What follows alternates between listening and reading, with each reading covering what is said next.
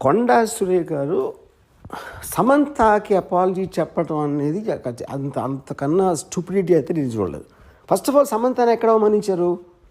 కొండా సురేఖ అవమానించలా, పొగిడారు. యాక్చువల్గా ఎందుకు పొగిడారు అంటే అక్కడ ఏమంటున్నారు ఆవిడ, నాగార్జున నాగ చైతన్య ఇద్దరు కలిసి ఒక మామగా, ఒక భర్తగా, ఒక కోడలిని, ఒక భార్యని తనకున్న ఒక ఆస్తి కాపాడుకోవడానికి వెళ్ళమని ఫోర్స్ చేస్తే తను కాదని చెప్పి విడాకులు ఇచ్చి వెళ్ళిపోయింది అన్న. అక్కడ సమంతకు అవమానం ఏంటి? సమంతని పోయినట్టు యాక్చువల్గా అవమానించింది ఎవరిని?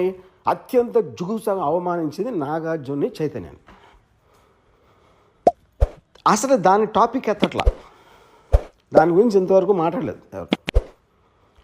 సో ఇప్పుడు ఇలాంటిది చెప్పడం కన్నా ఒక